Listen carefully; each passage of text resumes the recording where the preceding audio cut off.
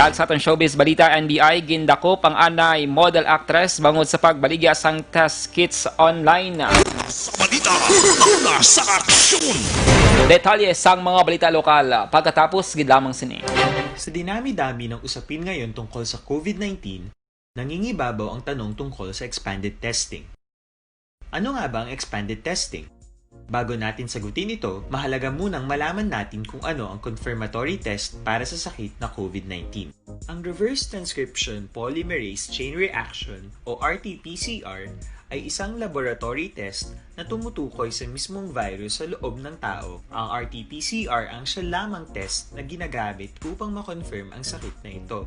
Kaya nitong alamin kung may virus na sa katawan ng isang tao bago pa man lumabas ang sintomas. Kaya naman sa ating expanded testing, RT-PCR ang ginagamit natin ngayon. Hindi ito katulad ng Rapid Antibody-Based Tests o RATs na tumutukoy lamang ng antibodies sa katawan.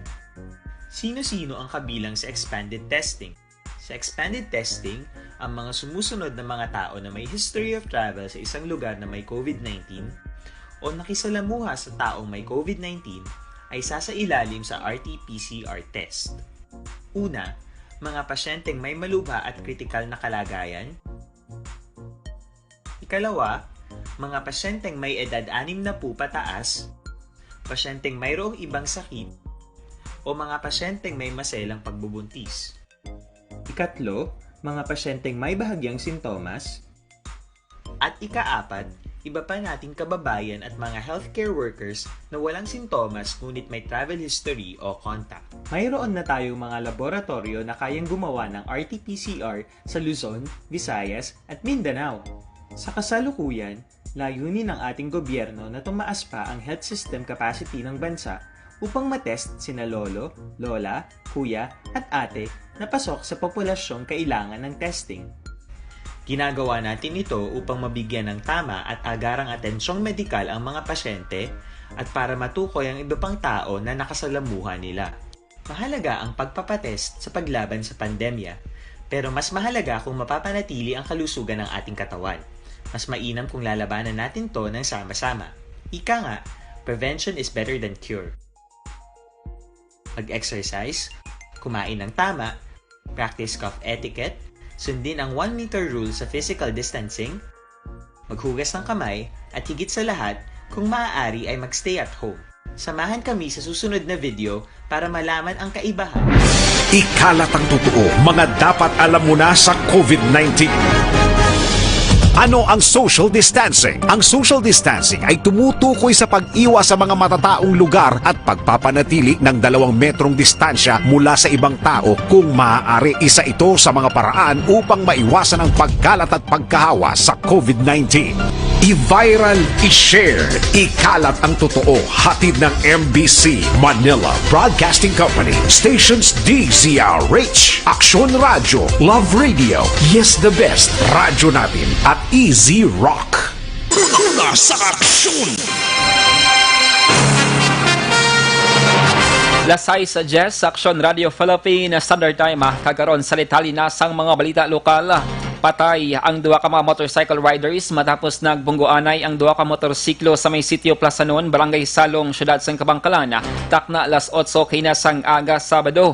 Ang mga biktima ang ginkalak Handay Larry Halapa, 53 anyos, isa ka barangay kagawad sang Barangay Inapoy. Kag Ferdinand Tangwara, 19 anyos, residente sang Barangay 2 sa may Kabangkalan.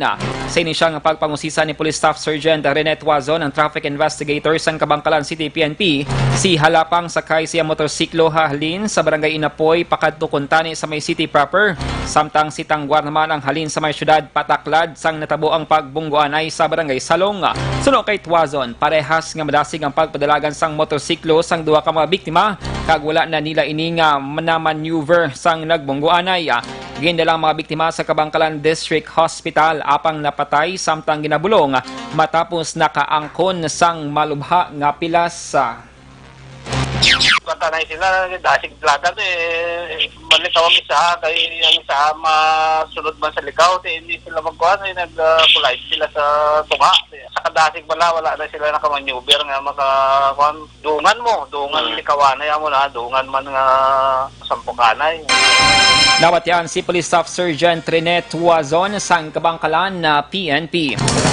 Samtang gin-lockdown ng 4 ka mga puloy-an sa may Purok 13 Barangay Mandalagan Syudad sa Bacolod matapos nakitaan sang sintomas ng COVID-19 ang isa ka 77 anyos nga lalaki nga residente sang amo nga lugar.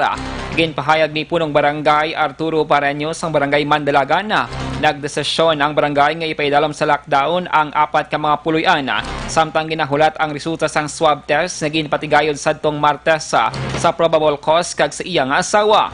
Kabudlayan sa paginhawa ang ginbatsyag sang probable case. Nagpanugyan si Pareño sa mga pumuluyo nga temporaryong nga likawan ang pagpalapit sa lockdown area. Ginpahayag man sang punong barangay nga tagan sang barangay sang ayuda ang hindi magnubo sa 14 ka mga persona nga naapektuhan sa mga lockdown.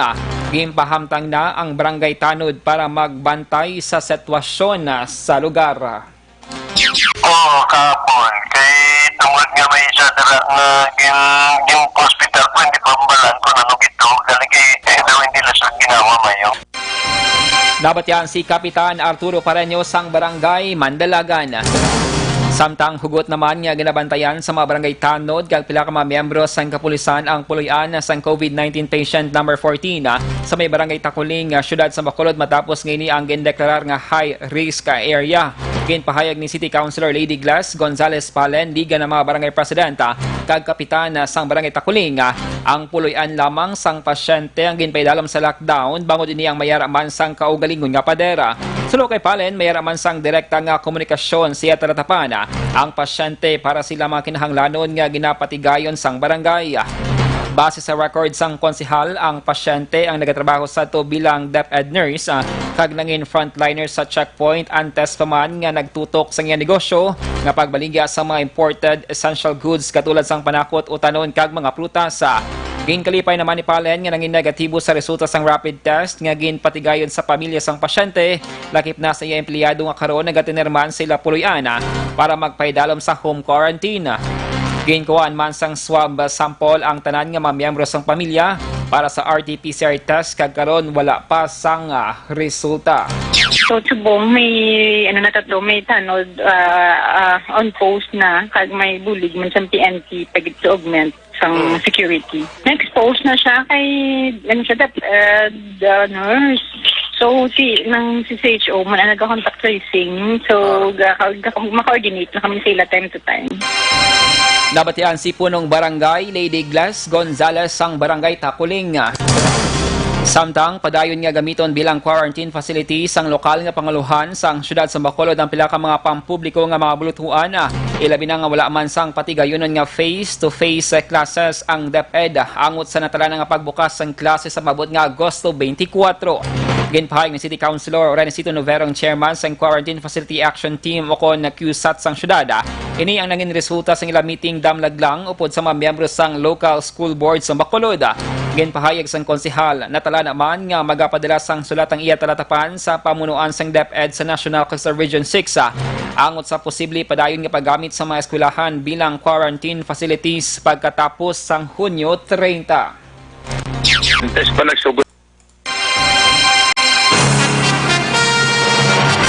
Sa katapusan nga balita lokal, na-recover sang Bacolod City Police Office sa DCPO City Drugs Enforcement Unit ang kapin na 170,000 pesos gabalos ang suspected shabu sa bypass operation sa Purok Langis, Barangay Balagong Syudad sang Bacolod subong gid lamang nga hapon na Sabado. Duha ang mga nadakpan samtang nakapalagyo naman ang isa ka persona. Ang mga nadakpan ang gingilala Sanday Eugene Soto, 32 anyos kag Reynaldo Ponteras Jr., 37 anyos legal ang edad kag dunsay residente sang nasambit nga lugar. Na-recover sa bypass operation ang 4 kadalago kag napulo ka palabang sa sachet sang suspected shabu nga may kabugaton nga 21 gramos, isa ka improvised 2/3 kag 1,500 pesos nga kwarta. Lakip man ang buy-bust money. Si Soto ang ginakabig nga high value individual kon HVI. Samtang si Ponteras naman ang second newly identified drug personality. Preso karon ang duha ka mga persona sa custodial facility sang Police Station number 3 para sa nagakaigo nga disposisyon. Samtang pasakaan man sa otoridad ang suspect nga nakapalagyo. Una sa balita, una sa aksyon. Lasay sa 16 Action Radio Philippine Standard Time ang detalye sang mga balita lokal ginadulong sa inyo sang DTX 500. Sa imo pag-exercise hindi magkalipat nga mag-detoxify o gali ang pag-inom sang DTX 500. Ang DTX 500 ang nagatinlo sang imong dugo nagasilhig sang mga impurities kag toxin sa imong atay. Ini man nagabulig panubos sa imong blood sugar bangon sa organic compounds nga vicin, charantin kag polypeptide. Gani sa mga kaaksyon naton nga mayara sang mataas nga kolesterol, mataas nga blood sugar bangon sang diabetes mag DTX 500 capsule sa kada adlaw. Ang produkto nga DTX 500 ang pwede na ma-order online kag ma-deliver sa inyong nga balay. Magbisita lamang sa www.kalusuganyan.ph or pwede man i-check ang Kalusugan Yan Facebook page. Una sa balita, una sa aksyon. Action Radio Philippine Standard Time lasay sa 17. Detalye sang mga balita nasyonal pagkatapos gid lamang sini.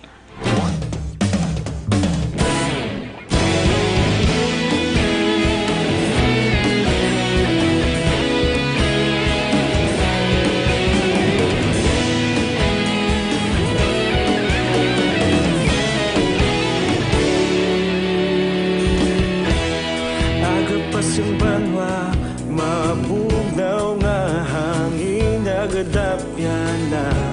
Ikaw na ang ginapamati, ang namon ginasandigan. Tingog sang probinsya, kamatuuran ginapalap na. Minsay nga may dala, paglaom kag kasanan. Tinuig na nagligan, ikaw gihapon ang ako nga istasyon. Sa pagbudlak sang adlaw, sa pagtuhaw sang biton. Mga balita nga dala inspirasyon. Aksyon radyo, bakolod man sa gihapon. Padayon aksyon radyo, bakolod saludo sa imo. Padayon aksyon radyo, salamat isa pagserbisyo. Patas kag balanse, matuod nga mensahe, wala sang ginadang piligan. Padayon aksyon radyo.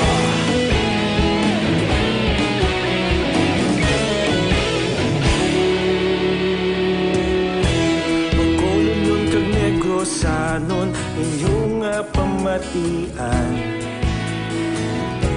Stasyon nga nagapalaplag sang kamatuuran.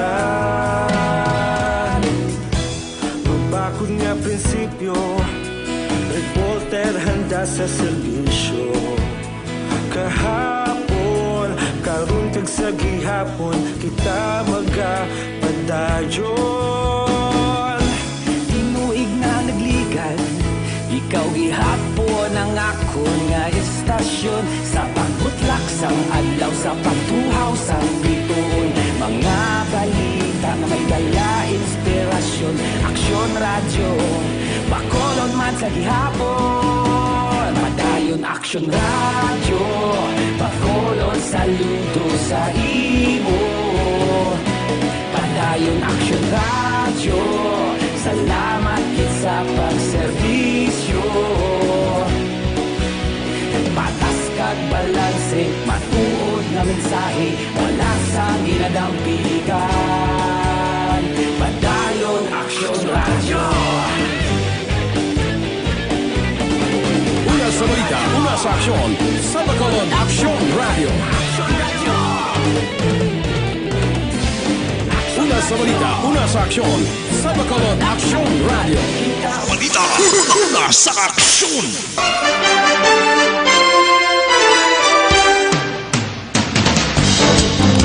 Lasay sa 20 aksyon na Radio Philippine Standard Time kagaron sa litalinasang balita nasyonal.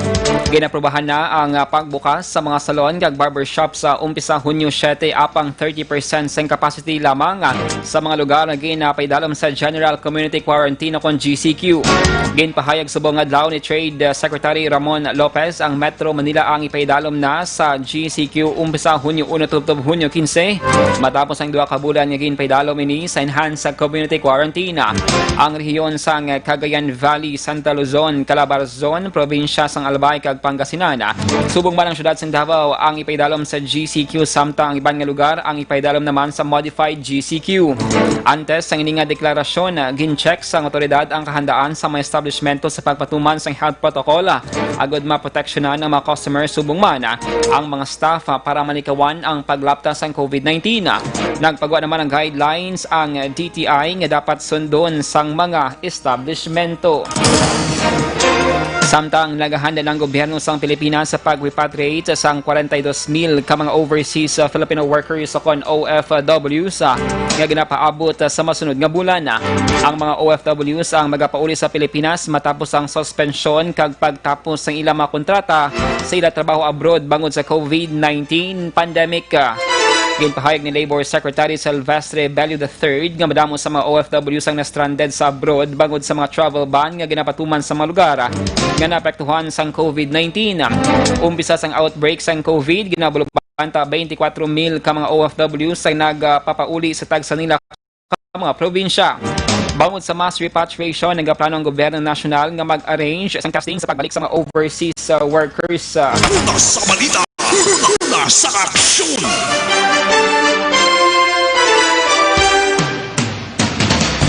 Sa dugang pa nga balita nasyonal, nagbiyahe si Presidente Rodrigo Duterte padulong sa iya hometown sa may syudad sang Davao para makaupod ang iya pamilya subong weekend.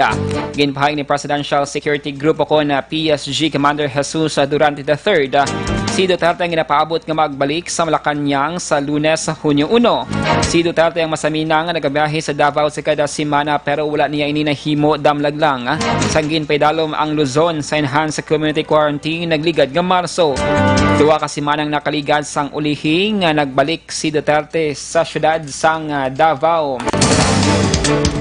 Sa katapusan nga balita nasyonal, nakumpeskar sang Bureau of Customs sa BOC ang 1.3 billion pesos nga balor sang peke nga sigarilyo, raw tobacco materials kag cigarette packing machines sa ginpatigayon nga raid sa may banwa sang Naguilan, Naguilian, Isabela subong nga semana.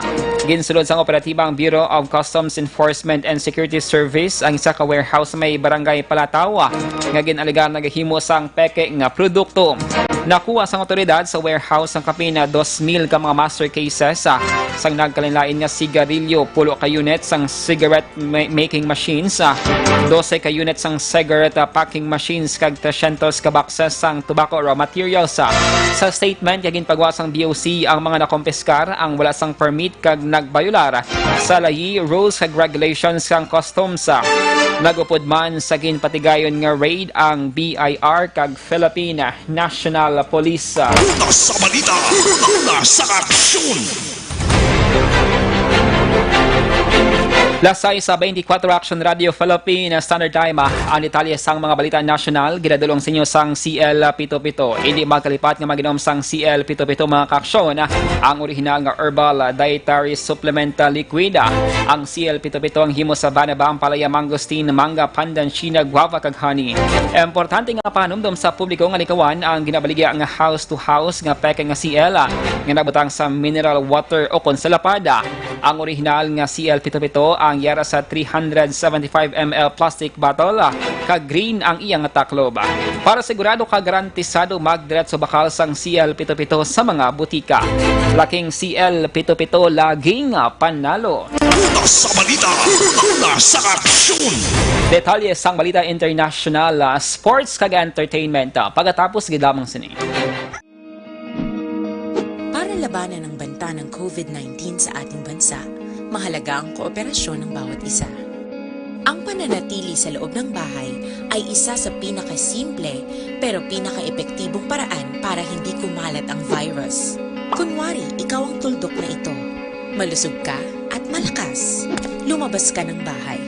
Ang hindi mo alam, may nakasalamuha ka ng may COVID-19. Tandaan, mahirap malaman kung sinong may virus, pero madali itong maipasa sa iba. Pwedeng naipasa na pala niya ang virus sa iyo nung umubo siya o bumahin. O baka naman ay nahawa na dahil humawa kayo sa parehong bagay na kontaminado. Ngayon ay mayroon ka na ring COVID-19. Isa ka ng carrier na makakahawa sa iba. Dahil maaaring ilang araw pa bago lumitaw ang sintomas na ubo, sipon, hirap sa paghinga at lagnat.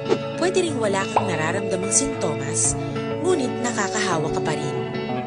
Pag-uwi mo sa bahay, maaari mong mahawahan ang iyong pamilya. Kasama na rito ang lolo at lola mo o ang mga magulang mo na may edad. Sila ang may pinakamahina na depensa laban sa virus. Ang mga may sakit sa puso, diabetes, high blood, at iba pang pre-existing conditions, at mga buntis, mahina ang panlaban sa COVID-19. Kapag na-infect ang taong mahina ang immune system, posibleng magkaroon siya ng malalang karamdaman at kailanganing dalhin sa ospital. Sa patuloy na paglabas ng bahay at pagpunta sa pampublikong lugar, tinatayang maaari kang makahawa ng 3 pang tao at sila makakahawa ng mas marami pang iba. 20% ng mga nahawa ay maaaring maospital at dadami ng dadami ito habang mas kumakalat pa ang virus. Bukod sa dumaraming COVID-19 patients, marami pang ibang may sakit ang nasa mga pagamutan.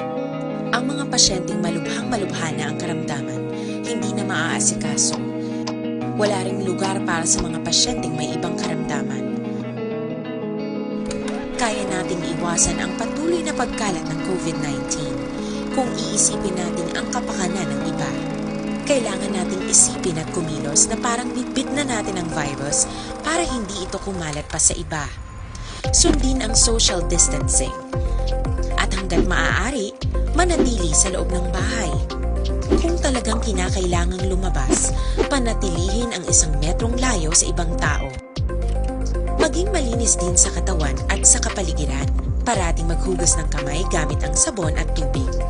At i-disinfect ang mga bagay na madalas hinahawakan. Ang mahalaga, mapabagal natin ang pagkalat ng COVID-19. Para mas kakaunti ang mga kailangang magpa-ospital at mabawasan ang mga Pilipinong magkakasakit. Magiging epektibo lamang ito kung mananatili tayo sa bahay. Sundin ang social distancing. Isang maliit na sakripisyo para sa buhay ng kapwa nating Pilipino. Tulong-tulong tayo. Let's beat COVID-19.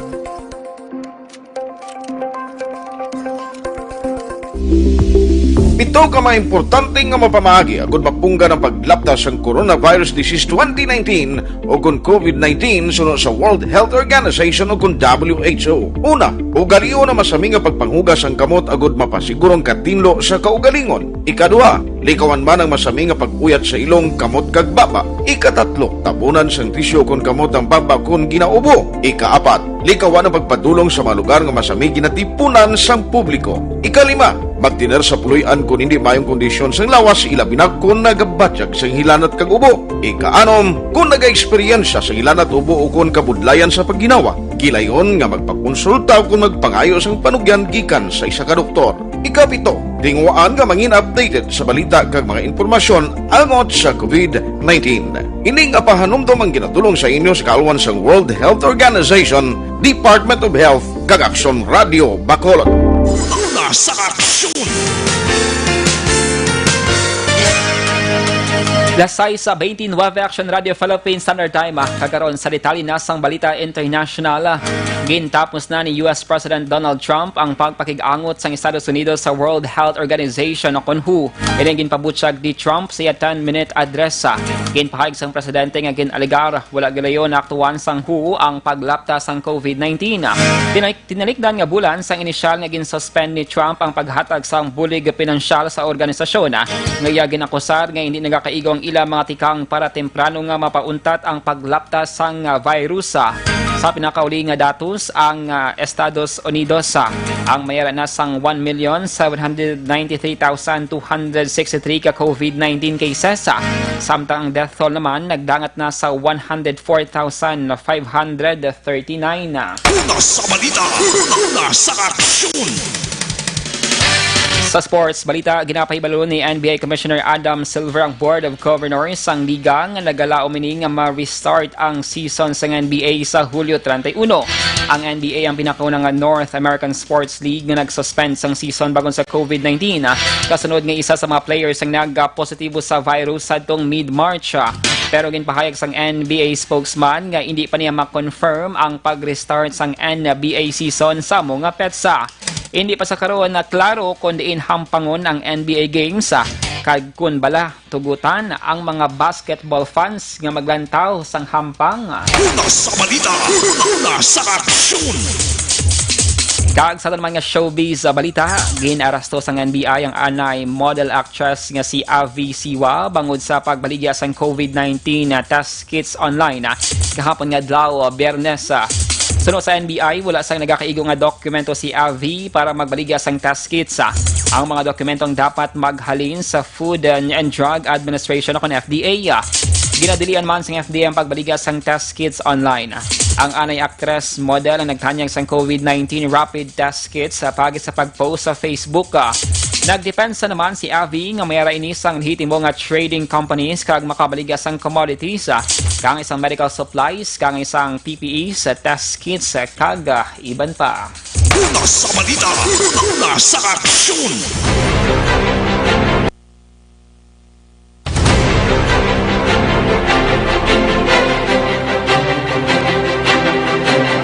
Lasay sa 32 sa Aksyon Radio Philippine Standard Time, inyo nabatian ang kabugusan nga mga balita sa Aksyon Balita Evening Edition. Karon nga daw Sabado, Mayo 30, tuig 2020. Sa liwat ako ang inyong atag balita, Aksyon Dale Salazar. Una sa balita, una sa Aksyon, sa Bacolod Action Radio. Aksyon!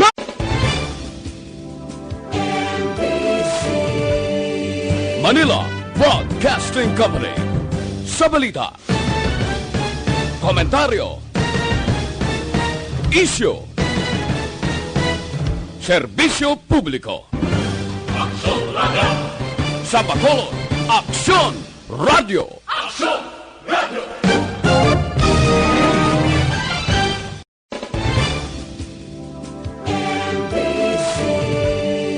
Manila Broadcasting Company. Sa balita, komentaryo, isyu, serbisyo publiko. Aksyon Radio! Sa Bacolod, Aksyon Radio! Aksyon Radio!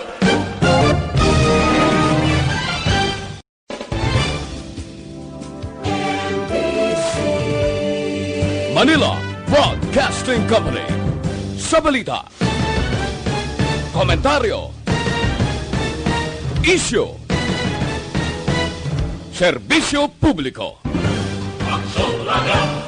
Sa Bacolod, Aksyon Radio!